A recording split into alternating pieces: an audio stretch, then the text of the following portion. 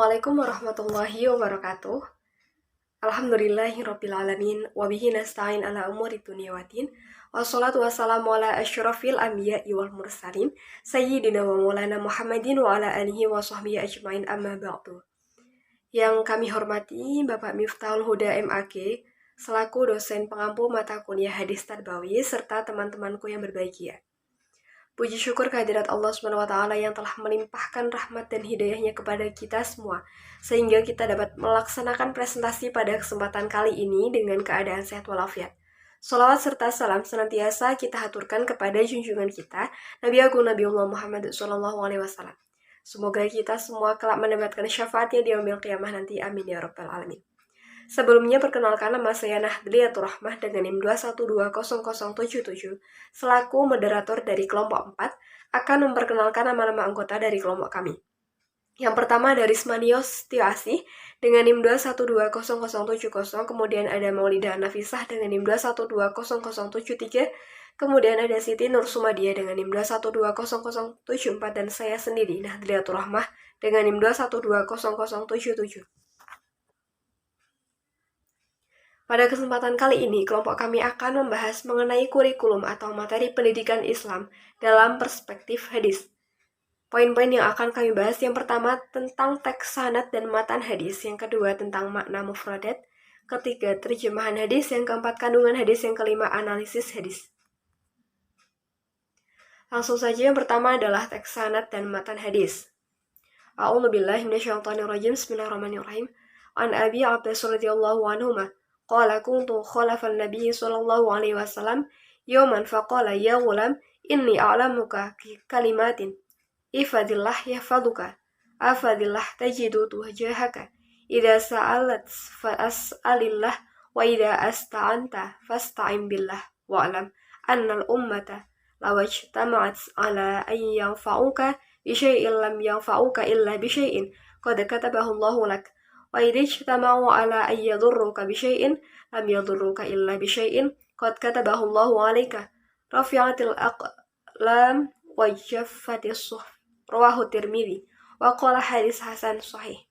Wa fi riwayati ghairi Tirmidzi ifadillah tajidahu amamak ta'arafa ila Allah fi ar-kha'i ya'rifaka fi syiddah wa alam annama akhta'aka lam yakul liyusibaka wa ma asabaka lam yakul liyukhti'aka wa alam anna an-nasra ma'as sabri wa anna al-faraja ma'al karbi wa anna ma'al usri yusra. Materi selanjutnya akan disampaikan oleh pemateri selanjutnya. Kepadanya waktu dan tempat saya persilahkan. Assalamualaikum warahmatullahi wabarakatuh. Perkenalkan, nama saya Rismanios Tioasih. Di sini saya akan menjelaskan materi mengenai makna mufradat.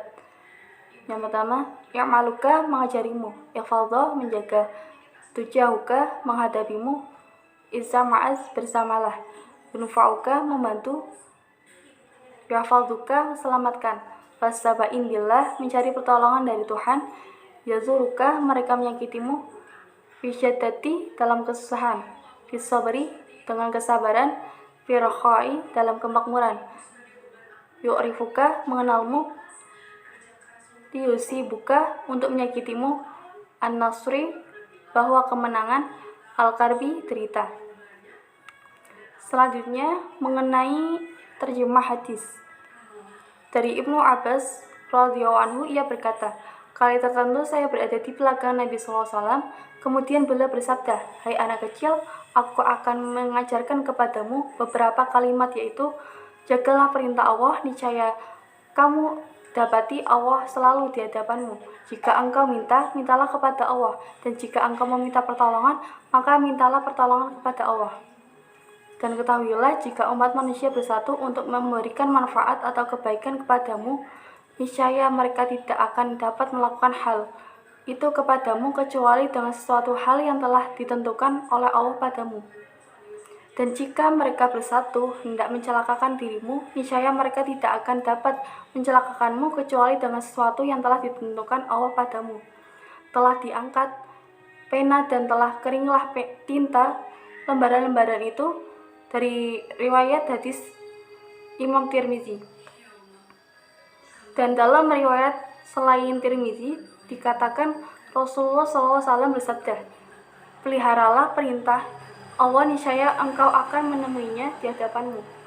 Hendaknya engkau mengingat Allah di waktu lapang, misalnya senang. Niscaya Allah akan mengingatmu di waktu susahmu. Ketahuilah, sesungguhnya sesuatu yang seharusnya luput mengenaimu, tentulah sesuatu itu tidak akan mengenaimu.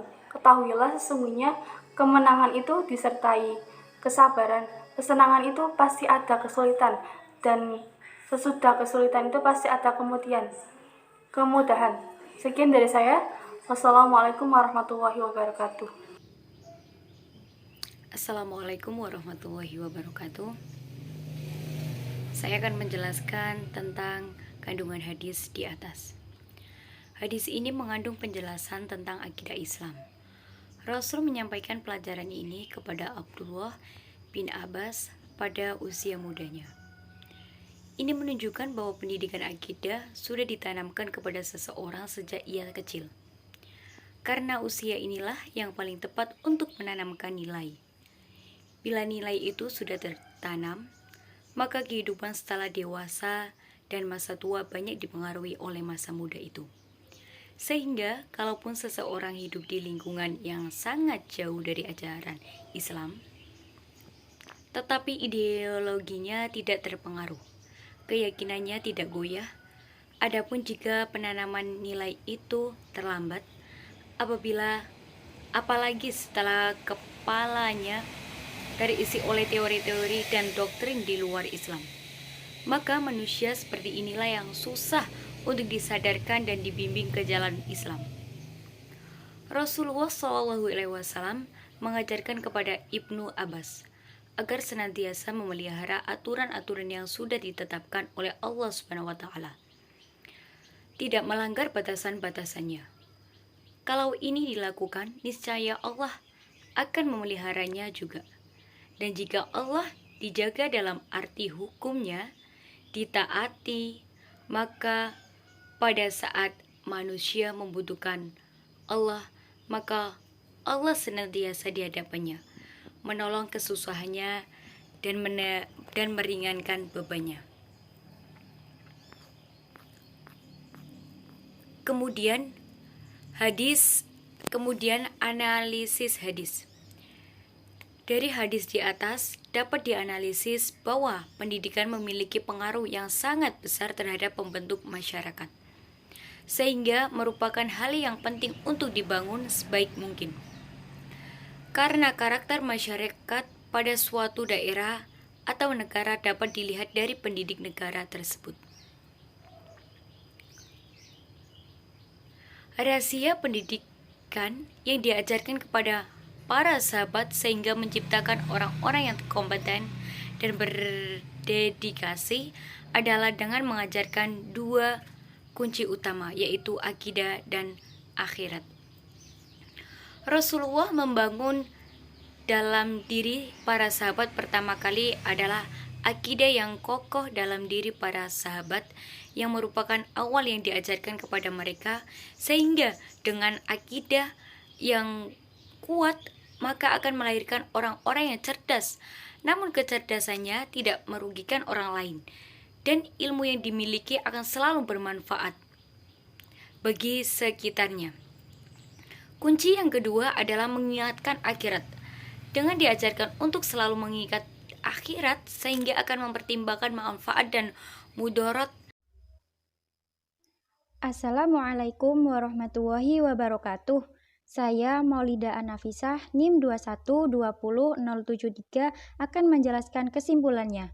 Jadi, kesimpulannya, materi pendidikan merupakan hal yang sangat penting. Salah satunya adalah materi pendidikan akidah yang harus ditanamkan kepada seseorang sejak ia kecil. Karena usia inilah yang paling tepat untuk menanamkan nilai.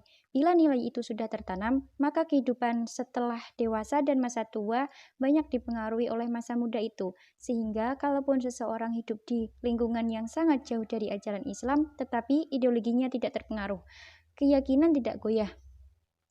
Jika akidahnya baik, maka baik seluruhnya. Inilah rahasia pendidikan Rasulullah kepada para sahabatnya. Kurikulum pendidikan yang pertama kali diajarkan yaitu akidah dan akhirat. Perbanyak ilmu tentang akidah dan akhirat sehingga segalanya akan mudah dan mendapatkan ridho Allah Subhanahu wa taala. Pendidikan akidah dan akhirat jika diterapkan dan dalam pembelajaran, maka akan menciptakan generasi muda yang cerdas spiritualnya.